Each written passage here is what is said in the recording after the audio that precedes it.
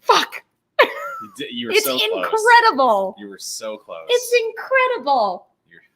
Every single time. It hasn't been every single time. It's just been the last it's times. It's been like the last 3 or 4 times in a row that I just like what am I clicking? You've been really good before that. If only it was just this. Like, why? Maybe I should just leave this up all the time, and we should just do every show like this. We start here, and then we're like, can someone please make me a GIF of that after this show? Thank you. Perfect. God damn it. It's funny that I just pulled that image up because that image I purchased after one of our more recent shows, and this is a Merri Hour live purchase. You got it already? Isn't that crazy how quickly it came? Oh, because you know what? Because that was a restock. Okay, sense. You're right. No, that makes sense. But like, I bought this like live as we were recording. What was it, like 3-4 weeks ago? I don't know. I think it was literally like 2 or 3 weeks ago. So that's why it's crazy. Feels pretty recent. Usually Rucking Fought and we'll put out a drop of something popular. Like I just bought Danhausen shirts on I was wondering. So I got the Danhausen shirts, but like those, because they're a new drop, that they take like 6 to 8 weeks. Yeah. So like that makes sense. It didn't occur to me when you were wearing it. I'm like, oh, that's the Rucking Fought in Insidious shirt. I love that shirt. And all of a sudden I'm like, wait, that's the one you bought like literally on live stream. Okay. My mom doesn't like it, but that kind of makes me like it more. No, I love that shirt. Oh, thanks. That makes me feel better now. All right. Who do we got here? We got a bunch of people here. Lindsay. How you doing? Oh, not Rex Morris is watching live today. Christy's here.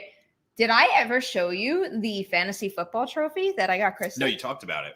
You described it. I mean, apologies if you guys hear Slack noises, but I'm going to show Matt and download this photo so I could show you guys what we play for in the PNME. It does matter. In the PNME Fantasy Football League. Looks like it looks like kind of, no, it looks good. It looks good. I mean, I need the one. Okay, so I need the one of her. I need the one of her holding it up. Yeah, that's better. Why can't I download this photo? The cloud. This thing. Yeah. Is it going to download them all though? No, that should just be that just the one. Yeah. Okay. You guys are watching. There it is. StreamYard Magic live. Okay, I'm going to upload this photo now. Why don't you tell everyone what you're drinking while I do this? Elysian Space Dust IPA. IPA, for those who pronounce it that way. Tell everybody who chose that for you. Perri did. Tell everybody why Perri chose that for you. Because she liked the label. I'm just trying to do it. So. Yeah. Literally, it was just a little, Wait, is the tagline not on that? No. Now I can't remember what it is. It's on the carton, which is in the trash. But I'll look at that. Like I was amused by the tagline too. That's another reason why I bought it. So this is Christie's PNME Patreon Fantasy Football League Champion Trophy. Isn't it cool? It is cool. I love the black and gold. Yeah. Really dig the black and gold. I was very paranoid about it being, like a piece of plastic crap. I was just cleaning out some trophies in my childhood bedroom, and like you cherish those things when you get them, but they're really like they're meaningful. They're meaningful, but like the item itself is junk. Guess which sport I have the most trophies for? Holy shit. It really bothers me that I don't know this about you. Skee ball. Nope. No, think like actual childhood. Like actual childhood sports. Actual childhood sports. Hockey? Nope. You got one more try. One more try. Fuck. What sports did you play? You didn't run. No, I was not a runner, and I would not have been a good one if I was. I don't think. What? Think t-shirts. Think t-shirts. He wears this kind of shirt all the time. He wears this cut off sleeve shirt. I don't get trophies for that yet. Bowling. I have bowling trophies. Bowling? Yeah. I didn't know you bowled. I was in a bowling league as a kid. Why aren't we bowling more here? I love bowling. I love bowling. Like I'm not that great at it, but I like the challenge. Yep. Do you want to go bowling? I love bowling. I love how she knew that it was directed at her. Could you like feel the direction of my voice? Yeah. Anyway, so that's your fun fact of the day. The most trophies I have as a kid is bowling. All right, I wanna bowl. Are you still good? decent enough. I haven't bowled in a long time. Okay. That is true. I have not bowled in a long time, so that would be a different one. You name the night and I'm down. All Okay. right. We already have a super chat here from Ryan. What I find funny about the Oscar Fan Favorite Award is that Spider-Man, which is why I think the award was conceived, isn't even in the top 2. The current top 2 are Amazon's Cinderella and Zack Snyder's Army of the Dead. Yep. And it would have been the Snyder Cut if it qualified. That, like, literally, that was the pivot. The whole thing was like they were trying. The Snyder fans were trying to get it to be the Snyder Cut. I see. They deemed it on like you can't do it because it's not an actual release. So then they're like, all right, so it's Army of the Dead. And like literally that is the power of Snyder's fans. Like literally, they turned on a dime and went from one movie to the other, and it's now in the top 2. I'm just kind of amused by I love Spider-Man No Way Home, and I've somewhat, we'll get into this in more detail in a minute, but I've somewhat warmed up to the idea of the fan favorite because I'm just like, I'm not going to be bitter about it. It's another opportunity to celebrate a movie we love and a movie that made a big impact in a really hard year. So I'm fine with that, but I'm also really amused by the idea that it was created for that movie and then something else is going to take it from it. It's funny again because like I actually like Cinderella is the one that's completely throwing me in because basically you're pitting like the Disney fan base against the Snyder fan base at this point. Like it's just about who has the biggest draw, who has the biggest amount of like support behind them. Because like in my mind, you know, everyone on horror Twitter starts going like, we must make Malignant win. Well, I want Malignant to win. I would have loved Malignant to win the award, but like it doesn't have anywhere near the level of support that like a Snyder film or something like that does. So like it is interesting to see that when you do a vote like this, like it really just comes down to whoever has the biggest fan base. I guess so. I mean, the idea of Cinderella winning doesn't really bother me because I haven't seen the movie, and I kind of like the idea that all this talk of it winning the fan favorite award makes me want to go back and watch it.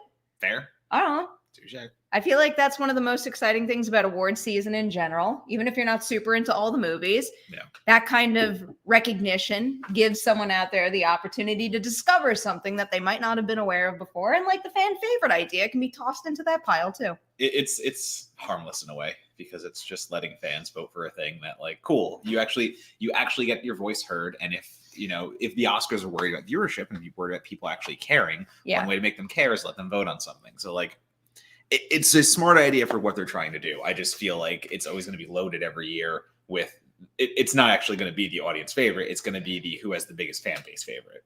I don't necessarily know if it's the smartest idea. Yeah, it's true. All right, smart isn't. But I feel like almost any idea they come up with at this point is just like a losing idea. Well, I mean, they're behind tremendously anyway. Yeah. So like, I guess that's where you have to look at it from too. Like, the Oscars themselves are so far behind where they were at one point, and like they have to start doing things like this. Like they're not the Oscars of old; they're the Oscars that only had 9 point whatever million viewers last year, which is a very low rating for them. Well, I mean, we might as well just get into it. No, let me pull up this one more from Ryan quickly. The Oscar Twitter account recently posted the final top 5 moments for Oscar cheer moment, and the flash scene from Snyder Cut is nominated. Cool. So that's just interesting that they let that be nominated there, but like not okay. All right. I don't know. What are rules in these made up categories? Not great continuity. Oscars. I need to check out what actually was nominated there. Yeah. So tonight our title topic is focusing on mainly, I mean, a lot of things, but mainly, I guess, the announcement that 8 categories won't be included in the live broadcast of they won't be filmed during the live broadcast of the Oscars. What they're doing is they're taping these awards being given out during the red carpet part, and then they're going to edit them into the broadcast package. And they claim to be doing it in a way where you won't be able to tell the difference between what is live and what's not. And okay, I'll believe that when I see it, but I don't really care. I already know it. I understand that the Oscars need to change things. We've been talking about it for so many years. Nobody wants to watch a rather dull 3-hour award show, and the audience is going to keep diminishing unless you do some massively creative overhaul that I'm not smart enough to come up with.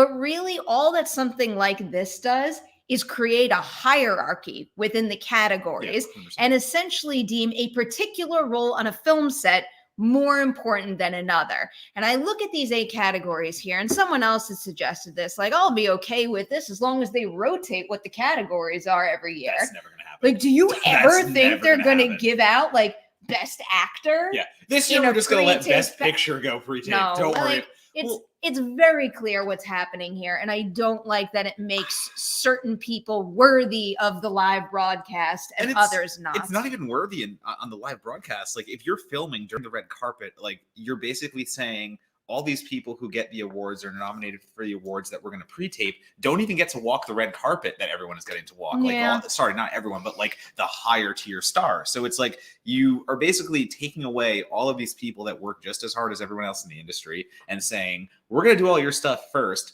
but you don't get any of like the real notoriety. But everyone's going to think that like it's still spliced in, so don't worry about it. But like, it's just kind of bullshit that like all the other actors, Best Picture, like, you know, nominees and all that stuff get to walk the red carpet. And all these other categories are like, they don't even get to do that anymore. They're literally now just taken by themselves and almost like taken in the back door and like, everybody just go. Like, well, and it ruins their moment too. Yeah. It's like, man, it's got to be so exciting for some filmmakers who are, I don't know, just starting their careers or have been at it for a long time and don't usually get that kind of recognition to be up there on the stage and look down into the audience and see some like industry powerhouses and, you know, just to know that it's happening live and everyone's seeing them have this moment. And man, to take that opportunity away from them really bothers me. it's actually funny. The Oscars should get Mr. Beast to host to get more views. And like, do you know who Mr. Beast is? I don't know. Is So- it an AEW thing? No, Mr. Beast is a YouTuber. who I has, just like, assume everything is AEW well, now. so he's a YouTuber with like something like 10 million freaking followers or something at this point, and like it's just that funny notion of like, I don't know, the Oscars are kind of not outdated in a way, but like they keep clutching to what they know and what they do, and like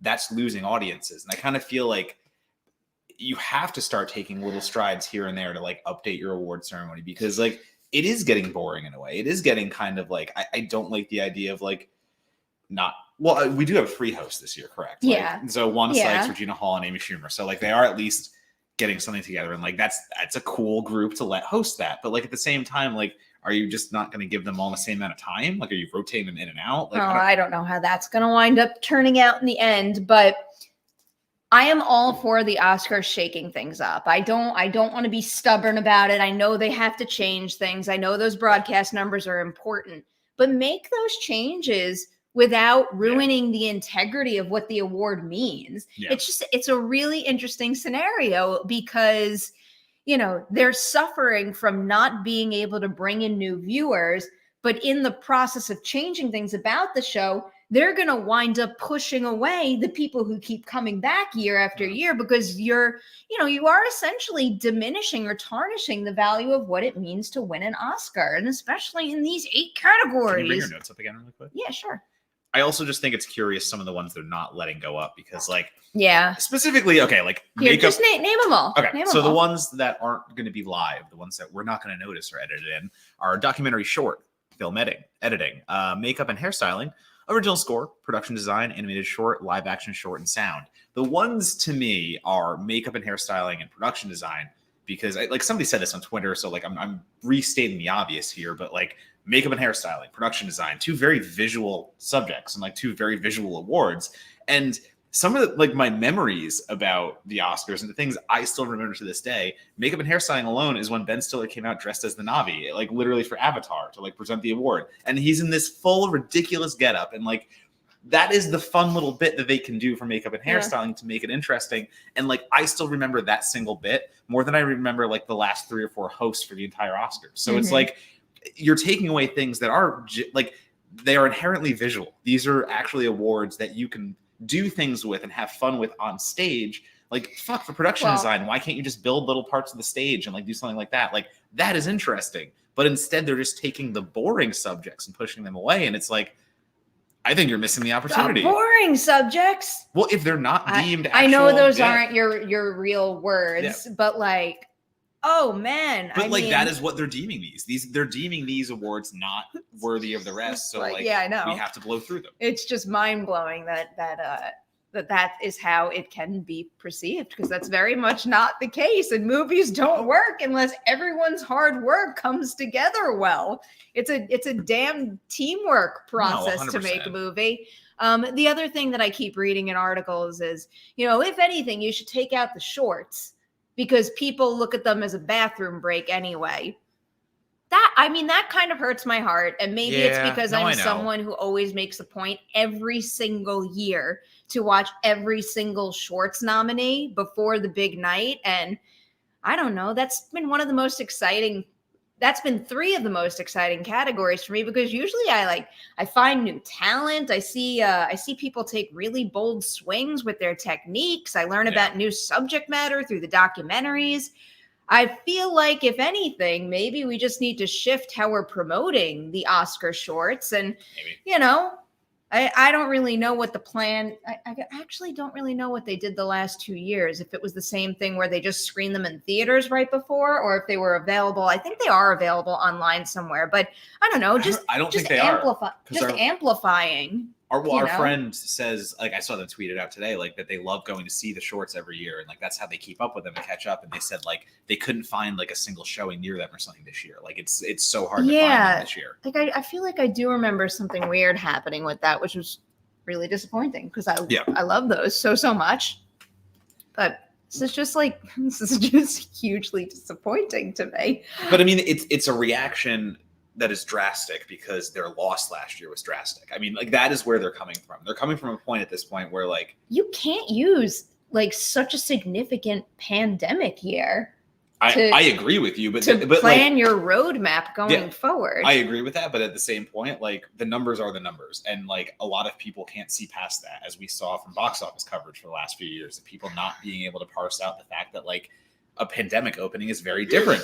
But do you think that even a single person out there will look at the lineup and say to themselves, well, if they're eliminating 8 categories, maybe I'll actually watch this? That's not how it's going to work.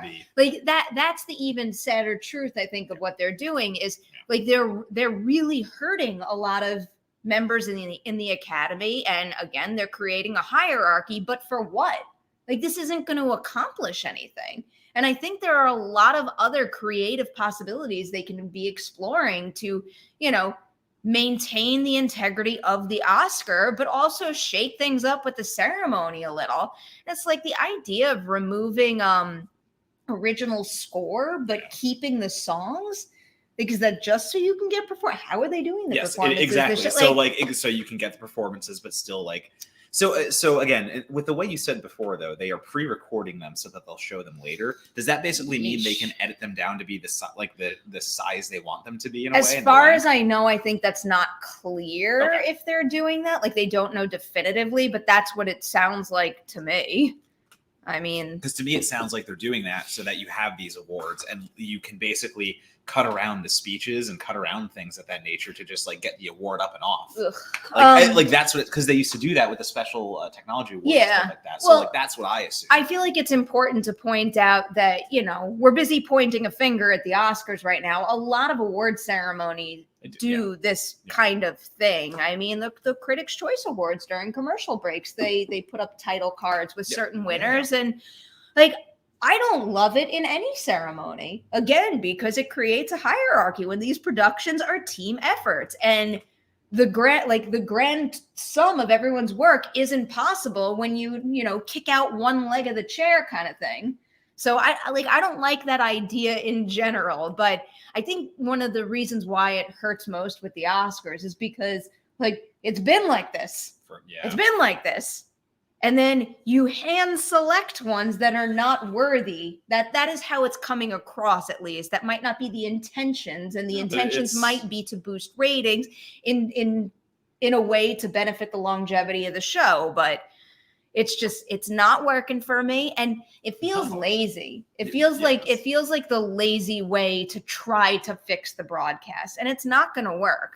And as much as I love these 3 hosts, you know how I think they could have gotten a bigger audience this year? They could have paid Tom Holland and Zendaya the big bucks and had them host. I don't even know if they would be interested in it, but there's ways I think there's more creative ways to access the audience that I think that they're trying to bring in. And I don't think it's going to work by cutting out certain categories. I don't think it's going to work by shoehorning in a fan favorite honor, even though I'm not like super against that idea. But these ways are just not working. And I hope that this trial and error at least puts them on a path to discovering, whatever that magic change is going to be down the line. But these are just not it in my mind. So like one of the unfortunate things I like to bring up is just the fact that like removing awards, I agree with you, like removing them from the actual broadcast or, showing them in edited format to make them shorter, it still has the same movies being rewarded. And like, I don't have a problem with what's happening. Like, I do agree the Oscars do a very good job of picking like Best Picture and all that stuff. But at the same time, like you said, they're trying to get more audience in. They're trying to bring more people into the Oscars. I don't think you're going to bring them in until you actually start bringing the movies they like in. And that's the issue here too. Like there are a lot of people who will never watch the Oscars no matter how short they are because they just don't care about those kind of movies. And that is a whole conversation in its own right that we don't have to have, but it's also a reality. Like there is like the Oscar movies and then there's like mainstream movies. I get it. Like there is that division. And as long as that division is there, doesn't matter how long or short the award show is, unless they do something drastically different with the awards, like actually being given out, there's going to be no change. With that, though, you can't have a drastic change. That's something that needs to happen over time as the voting body changes from year to year. And, I've brought this up somewhere else about this fan favorite award, but the idea that it was possibly designed specifically to give Spider-Man the love that it didn't get by being omitted from the best picture. But that's not good enough either, because I think there are superhero movies out there that are very much deserving of a real Best Picture nomination. And by giving them these made up categories, then all of a sudden you say they're not worthy for the Best Picture nomination. And like, that's not okay either. It's like all of these changes are, I think changing the meaning of the award for the worst. And they're making that divide even bigger in the process. Yeah. That's the thing. It's about the content more than it is about the awards themselves. And you have to figure out like, if you do really want to get that audience into your award show, you have to start recognizing those films. And if you don't start recognizing those films, like they're going to keep sitting here and going like, cool, you removed a bunch of categories. I still don't give a shit about the movies you gave those other awards to. Like that is an issue and it will forever be an issue. And I don't know if there's an answer there because I very much don't have a problem with the movies getting like nominations because we're film critics and we see them and like, that's how this goes. But like, I don't know, like then how do you bridge that gap? Is Golden Globe supposed to be the every person's award? I have but, a question. That's not doing it. I have a question for you. Forget the ratings. Yeah. Purely you. They're making the Oscars for Matt Donato. Mm-hmm. You tell me something that they could do to change the ceremony to make it more enjoyable for you. Sponsored by White Claw. No, like seriously. But yeah, that.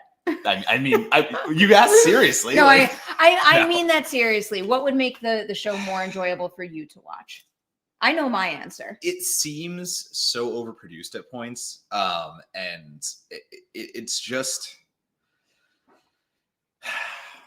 I don't want to say that like, I'd rather watch a Ricky Gervais hosted Golden Globes, but I had more fun doing it.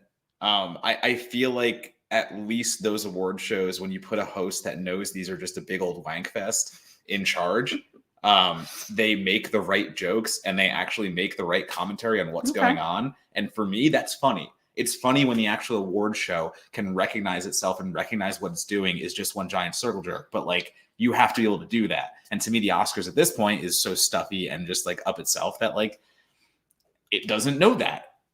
So if you can start having fun as the Oscars, being the Oscars, then I'm into it. I'm into that 100%. Okay. I'm into that so much, but I can understand I've never seen that from the Oscars, except the things I'm bringing up, like the Ben Stiller thing and like all these other moments where they did have these lapses and like, cool, let's do this. This is fun. This is bonkers. Let's go into it. And like, that's going to bring me into it. I don't care about the length. I'll watch it for 3 hours, 4 hours. Cause like, again, what we do, like we are primed to watch these award shows, but like at the same time, the part of me that loves entertainment and the part of me that loves like an industry that understands what it's doing is so of itself. And you have to be self-aware. that's where I need more of that from the Oscars. I like that answer. Yeah. I understand that. I wouldn't mind that. Mine's kind of the opposite answer, though. Go ahead. I like the Oscars because I get very excited about the film industry and people having wonderful creative achievements happen. Yeah. And my favorite moments of the Oscars are when they are purely about someone's accomplishment and celebrating that. Yeah. It's like I think back to the beginning of last year's ceremony, and I was loving it at first. I was like, this is what it should feel like. Just let me focus on the awards and the winners. And then, that all crumbled pretty quickly and then changed my tune on last year's ceremony. But I don't know. I just want a ceremony. Like, I want the fun that you're proposing right now, but I just want a ceremony that is like oozing with love for filmmaking and, makes me want to cry with how enthusiastic people are about, the winners and how much receiving that statue means to those winners. Those are the moments that really, excite me and fill my heart. I agree too. I do get hit with the sentimental, but actually, I do want to bring this up. Yes, please. Then we have some super chats. Yes, to get to. Party Goose says the Independent Spirit Awards did that with Aubrey Plaza hosting. Yes, and I bring that up specifically because I have rewatched the Nick Kroll and John Mulaney openings for the Indie Spirit Awards every time they did them over and over again because they are hilarious. They are so good, and they have so much fun playing with the audience, who again is just there to like hang out and have a good time. Like you can do your award ceremony, but have it be about the awards and also having fun in that environment. Like you can kind of like, you can take the jacket off for a minute and like you can actually have some fun and let yourself down. So like I bring that up for that case. And again, as a great example, like Kroll and Mulaney, those openings for the Indie Spirit Awards are like all timers. They are so good. So like, well, and so like an approach like that would also lean into the idea of bringing in younger viewers too, because the truth of the matter is now with streaming service and social media platforms, you don't have to sit there and watch a 3-hour ceremony if you don't want to. No. I mean, to be completely honest, the way that I watch SNL now is I'm not going to bother with the show. I'm going to wait until the next morning and I'm going to watch the clip of whatever the best sketches were and then just have my time focused on the best stuff instead of all of it. And, when it comes to the Oscars, I guarantee you that clips are going to be up on TikTok the second those awards are given out. So, like, I understand anyone out there who says, like, I'm just going to watch a clip online for the categories I care about most. But what you were saying, those types of clip out moments and shareable moments, if you lean into those more, you'll spread the word more. And really, the industry is changing. There's advertising and, distribution opportunities in those spheres as well. Maybe they should be embracing that a little more than they are, but beyond a Twitter voted award. Yeah, and I think the industry changing, again, like it has to change the way that the awards are structured and the way that people vote. I mean, Parasite was such a huge big deal because it broke the way that like the Oscars usually voted, like coming off of like fucking Green Book and shit like that. Like there are Oscar movies that we just know are going to win. And for a while they just did win. And it's starting to slowly shift. And we are seeing like the awards winners who are coming out of left field that like we never thought could do it. And they're actually showing representation and things like that. But it's still slow and gradual. So I'm still not sold that like this year something like Belfast won't win. Like that's the thing. Like I have my Oscar movies in my head every year, and like I'm never convinced every year that they're not just going to win because they're an Oscar movie. Like I need to go into these awards not knowing, and I'm still going in knowing that a Green Book could still win, that something like that could still win. Like that's my issue.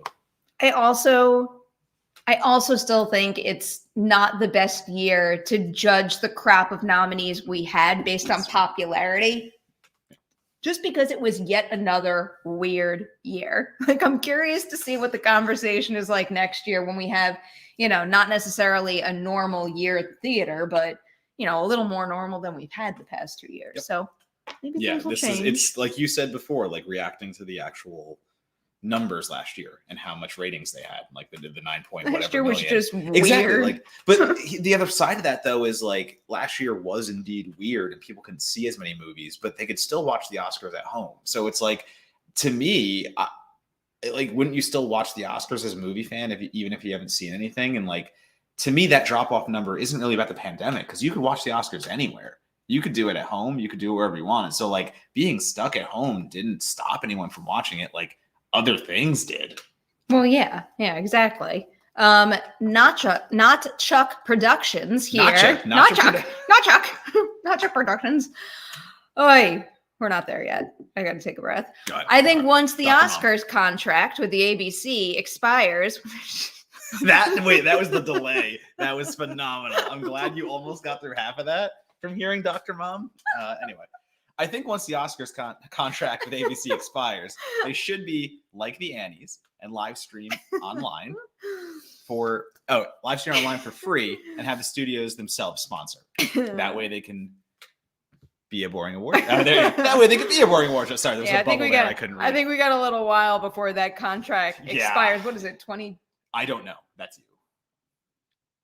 No, I was about to say 2023. I don't know. I almost feel like like I don't know. It's almost like we have the technology. I feel like I don't know time anymore. I don't, but no, like as much as I want them to, be about giving awards and celebrating movies. 2028. Sorry. 2028. They're through 2028. I don't want anyone to just throw their hands up and say it is what it is and like, let's never shake things up. I just think that if you're going to make changes, you got to find the only option is to make changes that still respect the award that the show is about.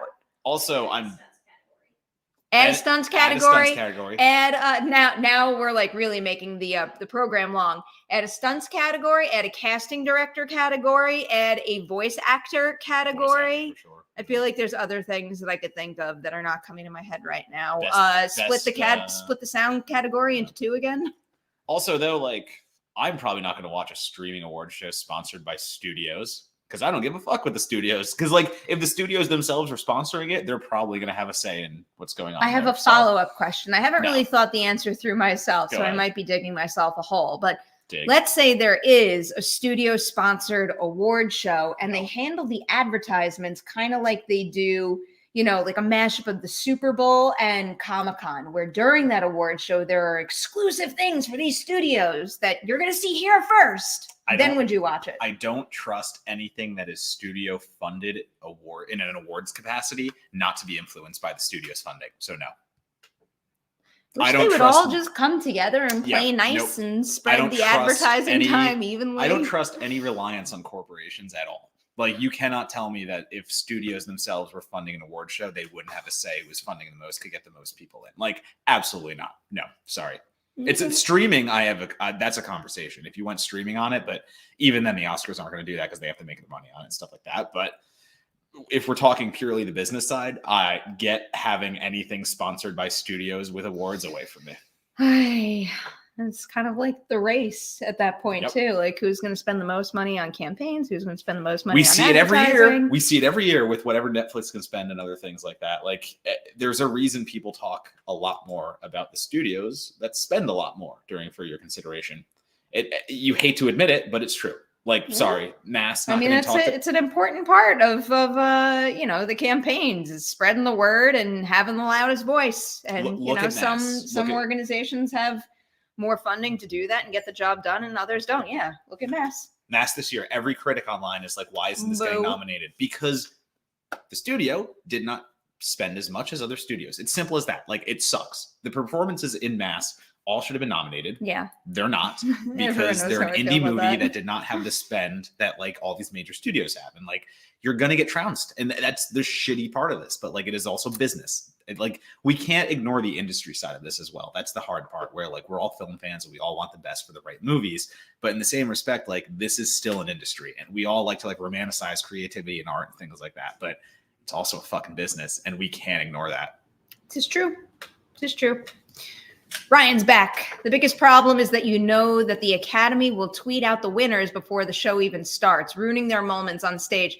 That I don't think they're doing. I think the Academy is going to very much try to keep it top secret, but like, how do you can't keep that top secret? Like, it's not going to be the Academy announcing that before those particular things are slotted into the regular broadcast, but someone's going to tweet about it. Yeah, someone accidentally like wins, and like they post it not thinking. They're just excited. Like it'll be a leak. It'll be some sort of publication that's there and saying like, we've got the winners first, something like that. We all know that one person wants to break embargo to get the hype and stuff. Feels like an especially impossible secret to keep that. It's fair. All right, we've got Animal care here. About these boring award categories. Stop! Don't even say that. Don't even. I know you don't mean it, but don't even put it out into the world. Happy weekend to all. Been catching up recently. I'm lukewarm with Oscars the past few years, but to each his own. By the way, off-season flick, yay or nay, looks thumbs up. Matt and I actually spoke about off-season last South by Southwest. We did. We both liked it. I liked it again. I liked it quite a bit.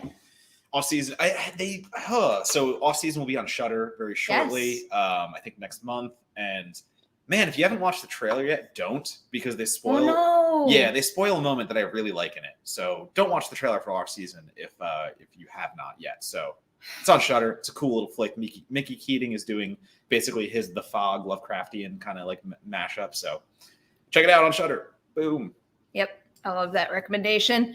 Hello, Wiley Todd. Hey guys, I'm so hyped for the Batman. Seeing it on Wednesday next week in Oklahoma. If you've seen it, it could I get a thumbs up or a thumbs down, and that's it. Don't want any info about it at all. About it, LOL, lol. I'm not giving you anything, Wiley. Sorry. I haven't seen it, so I can't give you anything. Sorry. I'm gonna watch it at the Alamo with its. They have this like churro and popcorn What? mix up. Like their popcorn for the Batman is churro, cinnamon, sugar. When is this? Is this like when it's actually released? Yeah, we're just gonna go. You're just gonna go? Yeah. You can Okay. go. Yeah. Have you gone to the LA Alamo yet? Yeah. With Besides, you? Besides, like an actual screening though. That was my second time okay. there. That was the second That was time. my second No, time. no. I need to go again. I'll go Yeah. for that though. Just for like a regular thing, I meant like a public kind of like screening. I'm down. Wiley, you'll be able to see my review on the channel very early next week. All right, we're getting there. We've got Charles Harkins. Perri, would you ever do a review of Worst Person in the World, Drive My Car in Red Rocket? Would love to hear your thoughts. I would like to. I really would like to. I would also like a couple more hours in the day to get that done. I'm drowning. I haven't seen I'm any of them drowning. yet. Do you want to do a joint review? Oh yeah, no, I will. Okay. I'm like a little, It'll I'm get a me to little watch far them. removed from some of them. So let me know when you want to do that, and then I'll rewatch. Yeah. I mean, I have them all at this point, so it's like Yeah. I can easily do that. Hi. Thank you. Do you need Oh, anything? nada. No, I'm good. Thank you, though. I just love the logo. It's space dust. You got space dust. Looks like an artichoke. It's a hop, Perri. It's a hop. Yeah, this is what The heck? hops. This is what hops look I like. didn't know that's what This is hops what look like. They have Are they related to artichokes? no. I don't think so. It looks like. Tell me it doesn't look like an artichoke, though. It kind of looks like an It artichoke. does. But yes, if you're willing to do that, I'll do that. 'cause I'll do that. Yeah. I need to watch all these movies. Okay. Like I know I do. So like I like that plan. that will make me do it. Go home, Sam. Since the fan favorite category was created because of Oh, you told a guy Spider-Man. named Sam to go. Like or somebody named Sam to go home. Sam's name. Do you think the category will be continued beyond 2022? Also, do you think it should? It's a very good question. I can't answer that second question or even the first question until I see how it all plays out. Until I see how it all plays out in terms of what winds up actually Yeah. winning the award, but also how it's incorporated in the show. I think you want to make a bet on this? No, because I think we're going to pick the same side of the bet. I think Please we hold. are. This is very important. Hops and artichokes are both a member of the thistle family. Fuck the thistles. Fucking thistles. Did I know something? You did know something. Well, I was gonna say because I really think we're gonna have to sit through a ceremony where Army of fucking the Dead gets an award. Matt, What? fucking badass movie. Yeah, it's part of what you said, minus the ass. Stop it. You know what? It is both of those. Just separate it. It's bad and it's ass. So there you go. It's will it's not bad stand and it's for ass. it. No, I like it. But okay, but like in all seriousness though, like the category, do you think it continues beyond 2022? I think if it works in the way that they want it to, and let me say this too, if it is Army of the Dead, it will get so many views. Like literally their viewership is going to go up because all the Snyder Cut people and like all the Snyder fans are going to watch it. Like it's just a fact. So like if it does go that way, they will get what they want out of it and they will continue to do it. I guarantee you. Also, do you think it should? Kinda. Who gives a Okay. fuck at this point? Sorry I'm cursing so much, but like my thought process here is like it's an audience award. If you want to introduce this in and let people vote on something, who cares? Like what is that to you? Like what is that off of the Oscars at this point? Go home, Sure. Dr. Mom. Dr. Nunn. That'll never get old. The Jughead one is here. Hi, Perri and Matt. Looking forward to the new Batman movie next month. Come on, Bat-Pat. Love and respect from the UK, guys. Love and would've read- respect to you. I would have read that sentence differently. Can you read it? come on, Bat Pat. Come on, what did I say? No, you read it the right I way. was just like, come on, Bat Pat. The way I read it, "come" was spelled differently, so like that was it's weird. Wait, what? I'm just Your reading it. mother watches this show. We need to go on to the next super chat now. Oh, thank you, Sam. Thank you so much for your support. fine. It's probably a super sticker, but we can never see them on No, StreamYard. isn't there a weird thing? with- Yeah, something doesn't work quite right. But No, I'm saying like it would say like a super sticker. It would say Oh. like Sam sent you a Would super it? sticker. Well, I think whatever so. it is, we appreciate your support, Sam. It really means a lot, and I hope you have a wonderful weekend. We got a couple more. Ryan, do you guys drink wine? We were just What's talking your about this. favorite? We were just talking about this. Everyone knows my favorite wine. I like sparkling wine. You give me a bottle of Prosecco, and I'm a very happy person. You were drinking the Prosecco last week. I like Prosecco. Yeah. I enjoy Prosecco a great deal, but like I'm not a wine person. Even as an Italian, I still go for like a beer over wine Yeah. with like dinner. So like I'm a bad judge of what my favorite wine is. Just something red and drinkable. Something with a That's- cool label. We discussed. I had my favorite wine was because it was like the Shining twins and like their eyes were completely like dead and like blacked out and it was I would just try like that horror wine. wine. So I did it and it was a really good wine and I'm like I just need to trust the labels. Yeah, I don't want flat wine. It makes me sleepy. I like the bubbly. Sam's back here. Could they not do the 8 awards over commercial breaks and stream it online or on Disney Plus? I mean, I don't really think that would be an option that solves anything anyway. Yeah, I'm not sure because you're not getting anyone to like watch it live and then also go to Disney Plus and then go back and go like. Unfortunately, I think that is it's just not something they could do. It's just We- not something that would actually lend to actually We getting. just viewership need and stuff them like all that. respected and honored equally. That's it. I Best- agree with that. Best but you actor need to, is no better than best editor. They're all key and pivotal to I know. making these know. movies. It's that simple. It's that simple. but it's popularity is what people want to watch. Though you have to cater to the audience at some point, and like unfortunately, the audience. I mean, like we write for a living. Like we know what the audience wants, and unfortunately, a lot of times They we have want to, like, famous people. that's what our articles dictate, and that's what we have to like command to. So like the audience is what keeps us going too. Like I mean, like we have to give the people what do you want? What do you want us to do? Watching the Oscars because of this change. Nobody. Yeah, No, exactly. yes, this change is not bringing more people to it. I No. agree with that. Like No. they've chosen the worst way to bring people in. I don't know. You're not bringing anyone in. You've chosen a No. way that's not going to bring new people in. There's Because no again, point. if you want to bring new people in, you would have given Spider-Man like something. But then that brings us to the debate of like if it deserves to be there, blah blah blah. I'm like, I don't know. It's on the voters. Yeah. It's on the Oscar voters too. Like that's the other thing. Like there isn't one person choosing Well, what goes in and out. Like I don't like the idea of Oscar voters being encouraged to vote for things because No, they you would shouldn't be increase the encouraged. ratings. no. It shouldn't. Yeah. You shouldn't be encouraged. What I'm saying, like a lot of people blame the Oscars, but it's on the entire like Oscars voting pool because like it's on everyone voting for this. Because if Spider-Man got the votes, it would be it.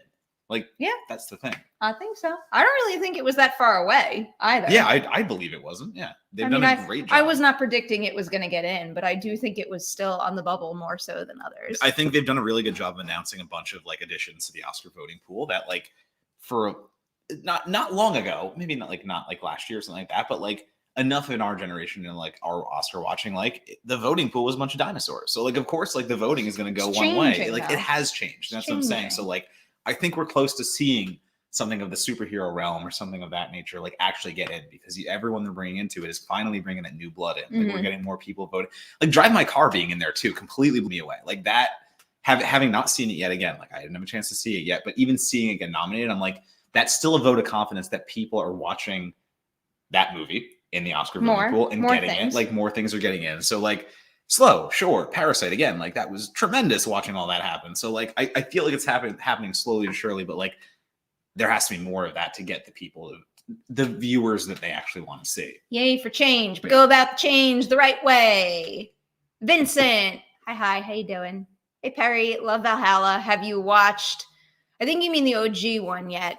I have not started the original Vikings. I've got some work to do. I gotta find time. I gotta carve out time. Right now, What the fuck is time? right now, what I'm doing is my priorities are obviously I have to watch anything that's associated with an upcoming ladies' night. And I'm not going to tell you any of that because I'm always afraid I'm going to jinx it and then I'll lose the guest. Yeah. But other than that, it's watching every single Oscar nominee.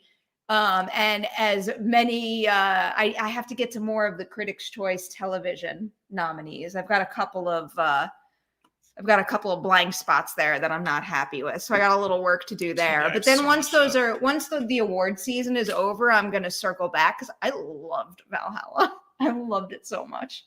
Guess what? There's a Collider Ladies Night for Vikings Valhalla launching tomorrow at 9 o'clock Eastern with Frida Gustafsson, who's super cool. She's like, PM. what? AM or PM? Like AM. Oh, okay. AM, 6 a.m. Pacific, 9 a.m. AM, Eastern. yeah. Cool. It was like a really cool story. I don't know anything, I don't know anything about fashion, and I don't know anything about modeling either. I don't know, that shirt's really dope. So like, I don't know what you're talking about. Like she was like really famous in modeling, and at the peak of her career, she's just like, no, I need to like pursue my dream. And her number one dream was becoming an actor. So she told me all about how she just, basically stepped away from it and took the risk of trying to become an actor. And she is real damn good in this show. It's just like oozing with like raw, like ferocity, which is so perfect for that role. She's such a scene stealer. I'm just like so pumped for her. I like that. I want to discuss this quickly.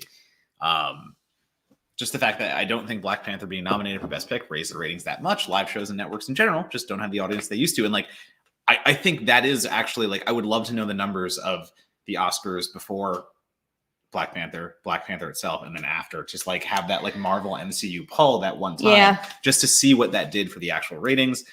Because live shows and networks in general just not having the audience they used to. I agree 100% because you don't have to watch the Oscars. Like people live blog it, people live stream, like everyone does the work for you. So you don't have to actually watch the award show.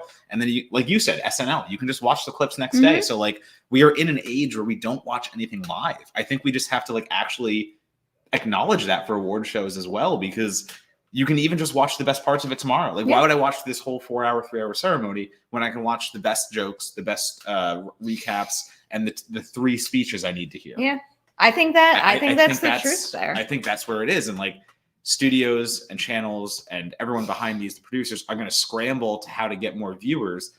But the answer is none of it's going to work. Like that's actually it sucks, but like the actual answer is I don't think any of it's going to work because people are still going to gravitate towards the next day model. Yeah. I don't really think that, superhero movies being involved are going to boost the numbers enough to make all the difference. And, even if they did, you can't rely on that every year. Yeah. Some years you get ones that are worthy of Best Picture nominations, and then other years you don't. Just is what it is. Getting lots of shirt. Yes. Sorry, I'm just like, we're both getting them. So like, I like this. Cavity Colors. Just watch cavitycolors.com. They do things of this nature. Rucking Fountain. Sign up for their alerts. We need to start just like posting pictures every week and like get on their like marketing team. I tagged them. I tagged them in my picture tonight. Right. Hey Caleb, what's up? I don't know what to talk about in football land right now. Football's over. Oh my God, Tom Brady's going to be in a movie. Oh, we could talk about that. The Tom Brady movie. Okay. I kind of love that idea. I know some Who's people. The cast? Like Jane Fonda, like a bunch of I'll pull that article up. Cast. I know some people don't like Tom Brady, but like he's a really good football player, and this concept is great. Yeah. And these 4 co-stars he has. Fuck, what did I do? You just broke it. I know. Okay. All right, wait. I think it was. For those who don't know, when NFL Caleb has a super chat, we go football for a minute, and today our football chat is going to be about Tom Brady's new movie because he's producing and starring as himself in this Make the ads go literal movie. Like it's actually based on true fact too. You know this, right? Yes. Okay. So like literally 4 best friends go to the 2017 Super Bowl. Like what is this ad that's blocking the text? That's a good question. It's not going to go away. Why this ad? See now, but you just opened another window. It's not going to go away. You could keep clicking. Yeah. Well, that's Slashill's problem. Okay. Well, right now it's our problem. Lily Tomlin, Jane Fonda, Rita Moreno, and Sally Field star as 4 best friends who go to the 2017 Super Bowl to see Tom Brady. And Tom Brady is playing himself in this movie. And I am all the way in. I am literally all the way in. I love insane. This idea. It's going to be a road trip like comedy with like 4 dominant actresses just like completely destroying this movie. And then you just get Tom Brady at the end when like they actually get to Tom Brady. It's going to be like his Ted fucking cameo and stuff like that. I'm so like, so excited. yeah, for this. I'm really, really okay with this. I'm trying to find if they had a director attached. Oh yeah. But it's really hard I navigating know. around all these advertisements. It will be directed by Kyle Marvin, who co-wrote the script to Michael Covino. Okay. Oh, sorry, script with Michael Covino. I don't know what he's done. Who the fuck is Kyle Marvin? I don't know. Should I know? I don't know. Let's find out. Not also though. Not Ugh, my computer is so mad at Slash Yeah. Film right now.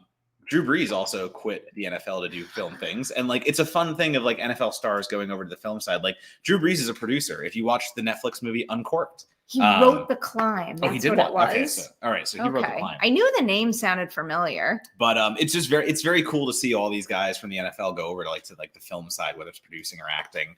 And like again, like Drew Brees producing thing, like he's actually said like his production company is focused on bringing more voices to film, and like again, like something like Uncorked, which is like, you know, I liked Uncorked. I liked Uncorked a lot. It's about like a sommelier trying to ditch his life as a barbecuer to become that. But like again, like Drew Brees saying like representation is like a huge thing he's focusing on, and like it's just very cool to see these athletes get into the like actual like movie making sphere.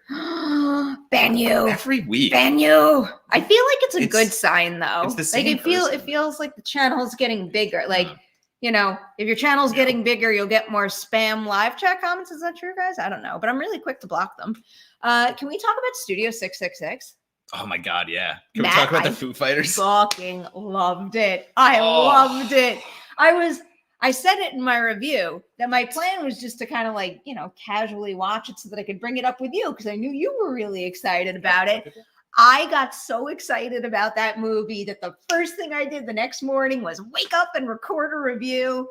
Shit, it is just like they're like bubbling over with love for making a horror movie. In particular, Dave Grohl, who is just like living his best life making this movie and going so big with like the gore and the possession element.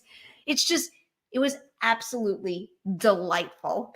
For those of you that don't know, Studio 666 premiered this weekend. It is a Foo Fighters horror movie. That's the best way to describe it. The Foo Fighters made a horror movie. And it's about them going to a recording studio for their 10th album. Dave Grohl's having severe writer's block. His creative, like entire creative scenario is just gone. So basically how they go into it is Dave Grohl gets possessed to create the best record ever. Number one, Dream Widow. Go on Spotify, look up Dream Widow. They have one single out so far. The news is that Dave Grohl wanted to have an entire Dream Widow album done to release with Studio 666. Okay. It is not done yet, but Dream Widow is a fake band in the movie, and it's the Foo Fighters doing thrash metal. It's And really good. It is so good. It's really like it good. gives me like early Metallica vibes, like Kill 'Em All vibes, 100% of the way. It's so fun to listen to. But I agree with Perri. Studio 666 is fun as hell.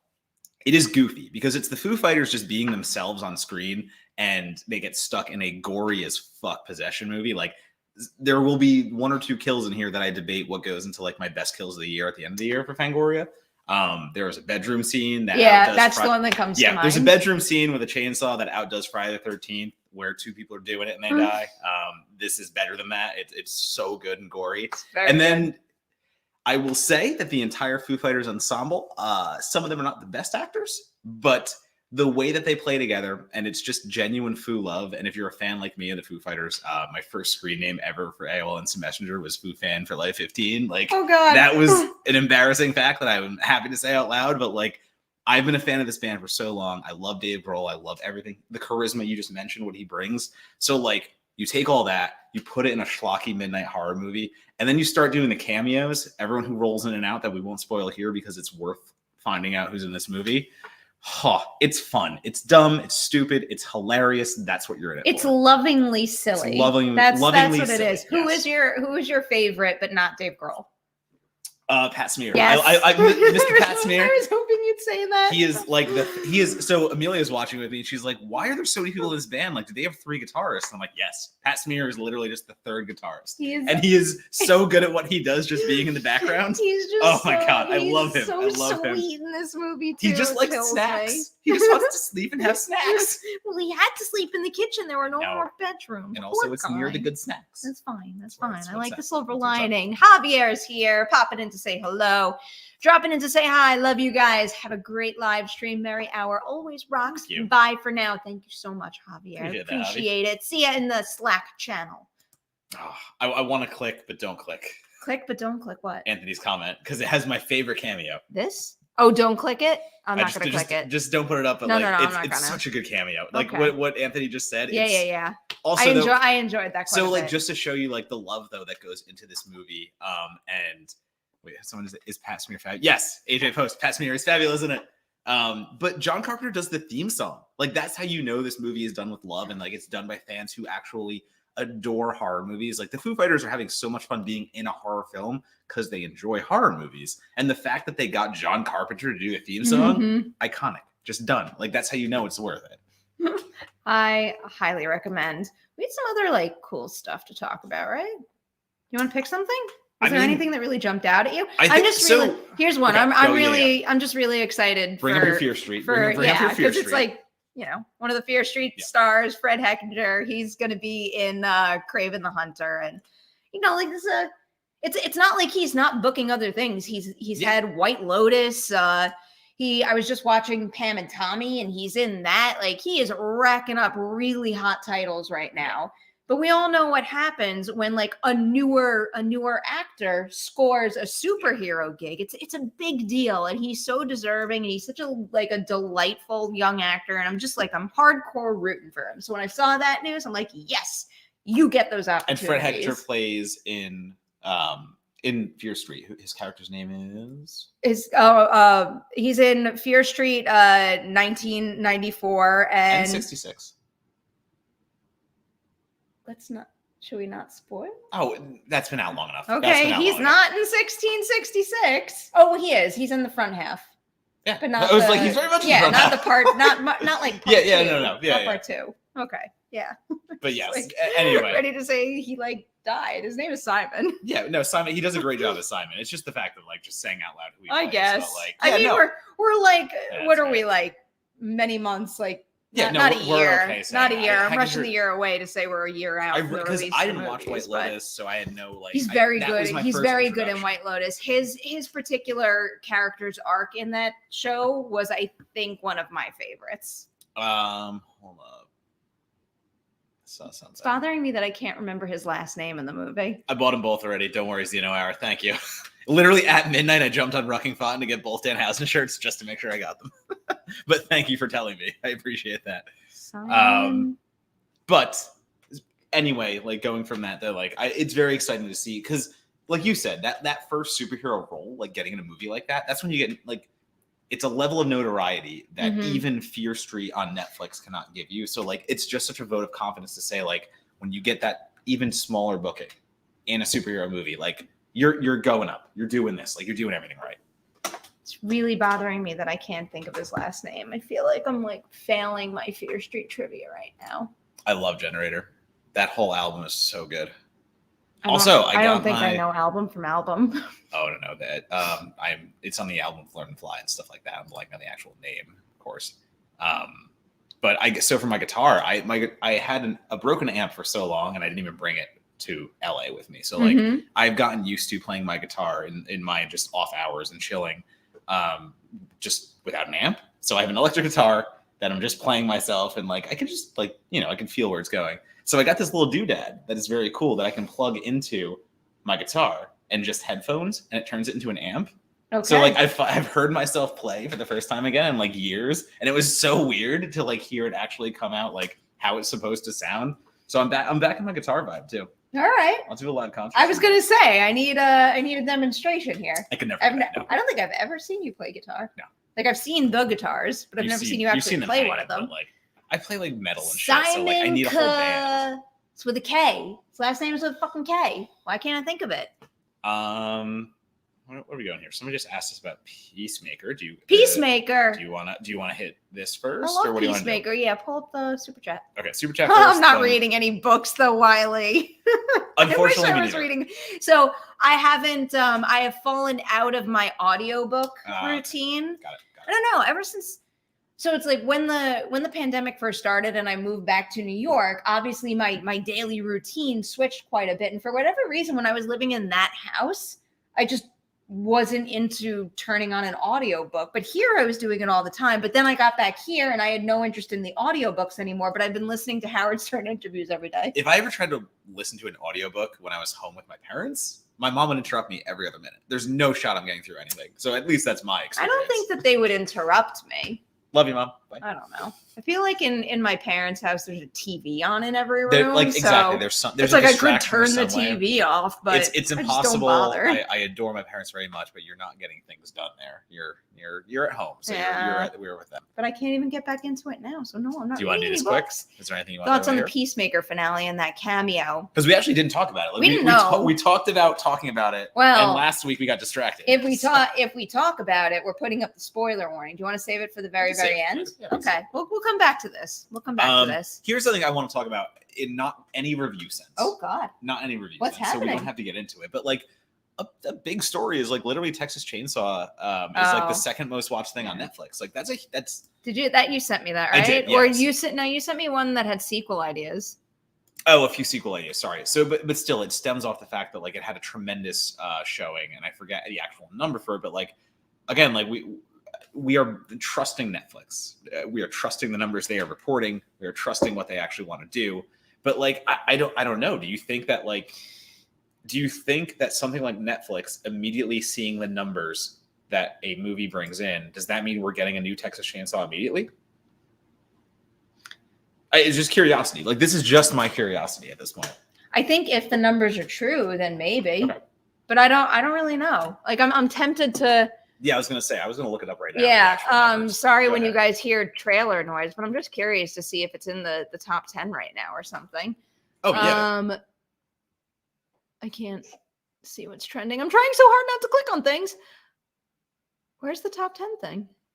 It should be right at the top. It's not. So it was the number 2 Netflix movie in its debut weekend. That was that. Literally, that is exactly what it reported as. Second to Tinder Swindler, which is not in its debut weekend. It's on Really? weekend 3. Interesting. That's weird. My top 10 is not here. So according to Netflix, Texas Chainsaw Massacre was viewed by subscribers for 29,198,000 hours last week. And again, that was second only to the Tinder Swindler. It broke into the top 10 films chart, 94 different countries. Wow. So it broke the top 10 in 94 different countries on Netflix. Again, like, it's number 2. It's possible. It's possible. It's just wild to say, immediately that. Yeah. That's why horror movie franchises go on and on and on and on, because many of them are made for minimal budgets and they do have a good shot of pulling in an audience. And maybe this is an example of that happening and they'll lean into it more. And, we don't need to get into the specifics of what everyone likes and doesn't like, but like I do see potential in more. Now, of course, I closed the link with the sequel ideas, but so David Blue Garcia, the director. Yeah. Oh, this is Garcia. Yep. I've actually brainstormed quite a bit about what would happen in a continuation of this story or just another tale in this world. Some really cool ideas that I'd love to have the opportunity to pitch if Legendary wants to make another one. There are also things when I watched this movie that I look back on and wish I had done. So I've got those in my back pocket. If I get to do another one. And of course, there's that teaser at the end of the film. So there's definitely a future to explore. Yeah. I mean, I could see the potential there. And I also like the idea of him having more control from the very, very beginning. Because we know there were some shakeups behind the scenes. And it wasn't fully his movie in a way. I think he proved to have a really good eye for that kind of content. So I am down for more. And if you haven't seen, I'm not going to say what the actual end credits after the credits scene is, but go back on Netflix if you haven't seen it, watch the very end at the end of the credits, like go through the entire credits and do it. And you will see where this could pick up. Yes. Actually, I do want to touch on this very quickly, and I won't spend a lot of time on it. Matt, are you down to watch a sequel to Texas Chainsaw Massacre, even though you didn't enjoy the new one? I had a lot of fun with it. That is fine, number 1. I am not here to take away anyone's fun from them having it with that movie. And number 2, 100%. Like, the thing about being a critic, at least to me, is the sense that, like, I will address a movie what it is on face value. Like, and like my critique of Texas Chainsaw Massacre 2022 will not stop me from seeing another one. because the next one is a completely different movie. And the next one is going to be created completely differently. And like, as a critic, I'm going into it with a fresh mind. And like, that is how I approach these things. So it's like, yeah, I didn't like Texas Chainsaw Massacre 2022. I am in no way jumping off the franchise. I'm in no way like running away. Like, no, like I am ready for the next one. It's just, here's my thoughts on this one, and I'm going to give you a fresh new take on the next one. Like that's how this goes to me in a way. So like, yeah, no. I'm very here for this. Like, I'm never going to say like always watch the movie too. A negative review still should not drive you away from a movie if you want to see it. If you really are like, if you have a critic you trust and you really know who they are and like, you just always gel with them, then you can definitely trust them as a critic. But always make the opinion for yourself. That is still what I say. Like, I can tell you exactly what I think about a movie, but that can be so different from you. And me telling you something versus you actually experiencing it, they're two different things. So like, always go into a movie, see it yourself, listen to me, digest it. But like, I want to have a conversation. I'm happy if you watch the movie and love it and have a conversation with me about it afterwards. Like, that is the whole point of what we do, I think. Whenever I do a review, I try to do it in a way that justifies the opinion that I'm trying to express, but without ever taking away from how someone else might feel about a movie if it's different than me. But if there's anyone out there who is using a review to decide whether or not to spend their hard-earned money on a movie, I hope that I'm doing what I just said, but also being helpful in the pursuit to, spend your money on films that you'll like. Whether I write a positive or negative review, my end goal in both of those is to give people an idea on whether or not they should see it based on what you just said. So if someone is trusting me, whether they should see something or not, whether I love something or hate something, I want to make sure you understand if it's going to be right for you. Because my hatred of something could still convey the right recommendation to some people. And my love of something could convey the right recommendation for someone not to watch it. So like, I keep those in mind when I write something. So like, that's what I'm trying to go to at the end of a critic review. So like, again, like as much as last week we fought for 90 minutes and like that still doesn't diminish anything because like it's still both of our reviews, it's still both of everything. So it's like, yeah, no, I'm not out on the next Texas Chainsaw. I'm ready to review it. I'm excited for a new Texas Chainsaw because I think David Blue Garcia did a lot of good things in this movie. It's just the movie overall kind of sucked. And I think that he is a very visually forward director. So like, give me another shot with him. Absolutely. I want to see more. I'm glad you ended that sentence on a positive note. I was already That's where I was going with. Don't worry. All right. So before we switch into Peacemaker spoilers, we've got some long overdue shout outs. Good people here. Logan's in school. He's working real hard. I was going to say, I don't know Logan. You'll meet Logan. Logan's a very good dude. Luke. Luke is the best. I do know Luke. Luke is hands down one of the most generous people I know. I appreciate him. Ian is just the coolest. It's like if you like our t-shirts, I bet you'll like all of Ian's t-shirts too. We were talking about Indian death metal today. Yeah? Okay. I'd like to hear some of that. It's called like Bloodywood as a play on Bollywood. Okay. It's great. It's a good band. Okay, I'll try that. We've also got Billy. You know Billy as well. Good puns. Billy has the best puns. Yeah. Billy is also, I'll tease it, he's getting the Batman review shout out because Billy is also a huge DC fan. Evan, I don't even know. Where do I start with Evan? We hung out with Evan. Evan was here. I met Evan. Yeah. Good dude. Evan's a good dude. Sucks at pinball. Good dude. Well, I mean, I kind of talked up a big game and kind of sucked at pinball too. Let's not talk about that. And Frank. Frank is just a delight. He's a super cool guy. We've had a whole bunch of chats, and I really appreciate him being part of the Slack community and the Patreon team. All right. It's happening right now. Wait, let's just double check. Okay, it's time. We're doing it. Okay. This right here is the time for anybody who has not caught up on Peacemaker to leave. We will miss you, but we'll see you next week with another Merri Hour. Being here. We appreciate you. This is it, though. One and only spoiler warning. We are going to spoil the shit out of Peacemaker Season 1 right now. We are. Man, I fucking love this show so much. That finale was so good. Those action scenes were so well shot. The theme music was so perfectly used. I already knew I was obsessed with that song and the opening sequence. it took on a whole new layer of meaning after I watched it in episode 8. Shit. So good. I laugh my ass off because Gunn is so good at bringing in these bands that, like, I have seen. So there's this band, Band Camaro, who does one of the songs in like one of the earlier episodes. And like I've seen them at Andrew WK's now closed nightclub in the Lower East Side. Lonnie used to go to that. Santos's Yeah. party house? I like she used to go to some Andrew WK place. And I'm Yeah, like, the Santos's party house. Oh. Anyway, so I used to go to Santos's I think I party might house. have been in there once. And I would watch Band Camaro for like play for like 30 people. And it's just so funny that like I'm watching this show Peacemaker, which is a giant DC show, and I'm immediately taken back to the idea that like I'm back in college with my two friends, and like Andrew WK is in the VIP lounge with Joe Perry, and there's this band on stage, and like the fact that he can bring me back to those like indie senses and like these little senses, and like it's such a big production show, and it hits hard again because Steel Panther opens the finale, and it's one of their most crass songs too.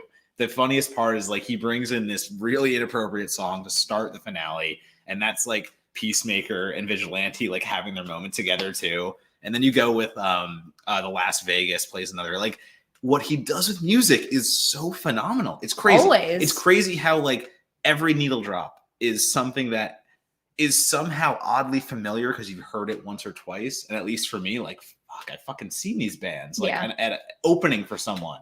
But like he's not going for the headliner, he's going for the opener, and he's still making you feel nostalgic. Like it's crazy. So like opening that alone, I was just like going crazy. And then I mean the cameo I'm in on. I know some people didn't like it. I know some people thought it stretched, but like no, I laughed at the cameo. I'm sorry. I mean, to me, that's the perfect type of cameo. Yeah. It's something that doesn't take away from the main characters of Peacemaker and the mission that they're on. It's a really effective laugh. And like, I don't know, like, I know one can make an argument that like, why would the Justice League go all the way that like there has to be more rules and, more red tape to follow. But I don't know. I kind of just believed the way that it all played out. Funny. Yeah, I got a kick out of it. I'm sorry. I'm in on the joke that like they got there too late. And like there's other superheroes who are like, I fucking did the job already. Like get out. But I also really do appreciate the idea. And I think it leans into what Peacemaker is about to an extent. Yeah. You have these like top tier A-list superheroes, and then you have this group that was basically assembled so Peacemaker could be thrown under the bus, and so the other agents could be penalized for what they did in the Suicide Squad. And here they are kicking ass and saving the damn day, and then the top tier team is too late. It made all the sense in the world to me. No, yeah, it's good. I like it. And like, again, I told you, we had our other like little like disagreement on the Suicide Squad, and like me saying that like John Cena's Peacemaker was my least favorite part, and I'm completely thrown on that now. Like here's the way I'll say it. I still agree that he's my least favorite part in the Suicide Squad. Have you rewatched Suicide Squad since watching Peacemaker? No, I have not. I might suggest doing that. I might, but like, but I can say confidently, like this show has completely turned me on Peacemaker, and what like I needed to see everything that James Gunn wanted to do with the character, but, like to actually make that right, like to actually make that final judgment on Peacemaker, because the movie itself does a thing, and James Gunn has given his interview on like saying like I knew at this point I needed to show more of Peacemaker, and he's right, because what he shows in the movie to me is not enough. What he shows in the show is everything I need to see from it. So like I am completely thrown on it. Like the finale alone, like where they take that character. And again, like the little notes that like John Cena brought in, and like, it's just, I love the man, and I love how he's playing him now in the show. And like, just the little things that like John Cena like threw in the bisexual jokes, like that wasn't even written in, and John Cena started making them. And like, that's what he introduced to the character. And like, how everyone developed that character throughout the show, not only like the writers, but also like John Cena playing him and like John Cena doing the stuff. I just have so much respect for everyone like driving that character, because I now love this character. I love this character that I really hated in the movie, who is now retroactively one of my favorite characters. Like that's where we are with this. That's how powerful the show is. I'm right there with you. I really do love John Cena. And then they've also done what I think is vital to the continuation of a show. They've given him this unusual family. Yes. And that family is filled with a whole bunch of characters that I love just as much. I mean, really, that last episode, and when I thought certain ones died, yes, my heart just broke into a million pieces. I also love that Economos broke his ankle. I just as you're saying that popped up, so that was funny to me. But like, wow. I mean, there is dramatic intent if it happens. I feel like she took two pretty nasty shots there, but like I that was. this, Neil. I'm curious to see how they pick that up in season 2. That is true.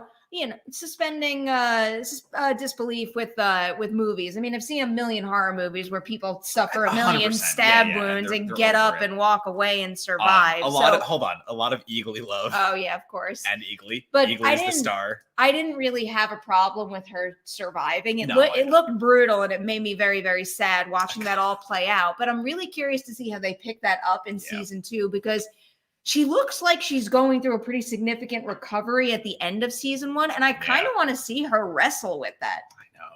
I know that where they're going with that character has every point to have like the depth and what they're trying to tackle. And it's like her journey in season 1. Like she comes in like super tough and like nothing can hurt me kind of thing. But, like she had to go on a pretty significant arc to be able to step up and lead this group.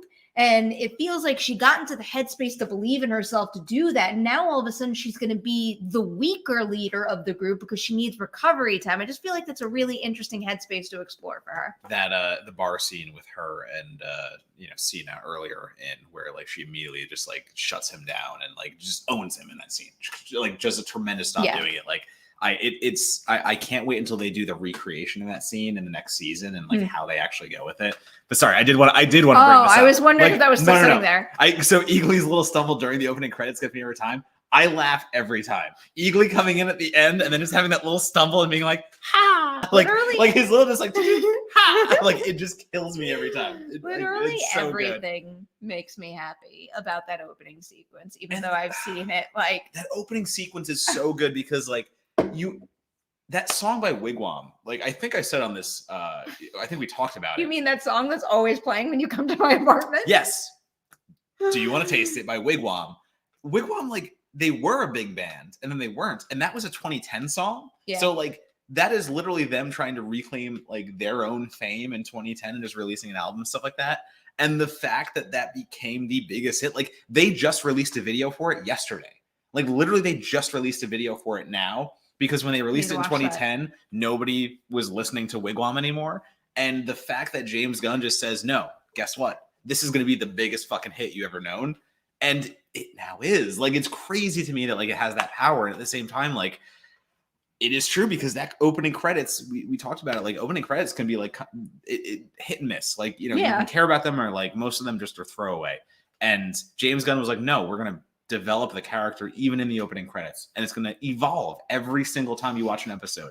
That is so creative and so well done that it's insane. It shouldn't have that much heft and depth. Like, what's your take on this? Go ahead, Cliff. This is not that. Sorry. I know. But...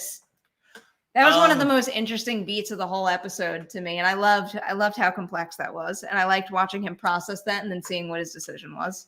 I really like that moment where John Cena says, did I really save us? Like literally John Cena has the moment where like, yes, you've defeated the butterflies, but did I really save humanity? Like that is an actual huge topic to say, like, we have to save ourselves and we have to give the chance to save ourselves. But at the same time, we probably won't. So like that theme alone is so intense right fucking now in the world. So like the fact that like Peacemaker is tackling this in the sense that there is another species that can say, no, we will guide you to the right path and we will save you. We will save humanity. And John Cena's character says, fuck it. And he kills that species off and says, we're going to do this ourselves. But he still knows we're probably going to fuck this up. That is such a huge thing. And I think that is what makes the show so interesting. Mm-hmm. And the conversations that will happen afterwards. Yeah, I think that is where the show goes. And that's actually where the show like makes its bread and butter. Like the fact that we're so imperfect and the fact that we're going to keep fucking up, but like we have to figure it out eventually. And the part of we have to figure it out eventually is becoming more and more pertinent. I like that moment for all the reasons you just said. I also like that it was a moment where it was purely his decision. Like it's someone who has been manipulated and used by organizations. And that was just him hearing someone out and putting his foot down and making a choice. And the choice was purely his own. And I feel like season 1 needed to end with a beat like that. And the confliction is big. The confliction is huge for that character because if he did it and just said, no, this is the American way or some shit, like that's not how this goes. Like he still does it and he balks because he's like, I don't know if that's the right decision, but I love you guys. And that's the decision I had to make. And like, that's important. That's an important distinction. It's God, Gunn is so good at these outcast characters. It's embarrassing how good he is. With I want more. I know. Want more now. I missed them already. I can't believe I didn't trust Gunn. I that is the one thing that I actually get down on myself, that like the movie and how my feelings are there and how my feelings are on Cena, and the fact that like, of course he had a bigger idea for this. Of course he had the right path to go this whole time because like the show goes the right path, and like I should have just trusted that right path was there the whole time. Yep. All right, I think we should end this stream, not just because I'm hungry, but because my eyeball hurts. I have a bang in it. People have been watching me blink like a me. No, Which it's like one? you can't, What? like you can't get it out. Like it's in my eyeball. Oh, I see it. No. It like needs to like I need to get it Okay. out in a mirror. I'm not All right. letting you put your fingers in my eyeball. Why not? What's wrong with that? No. So we'll do People, live I think stream everyone's surgery. literally been seeing me like I don't- blink like a maniac for the last 20, 30 Okay, minutes. we can end. That's fine. Feels a little better right now. All right, we'll go for 20 more minutes. Let's It's go. definitely still Let's in go. there. It feels a little better right now. No, like we should end. We should end. I should go and We like should go. take care of that.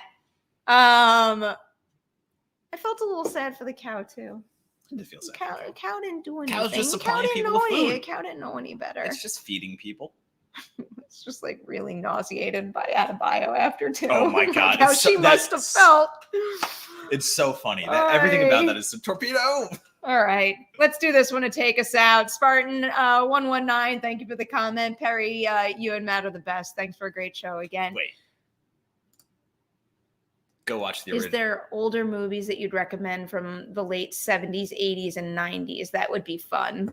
Have your fun. Go back even earlier from that. Go watch the original. No, wait. I'm going to change it.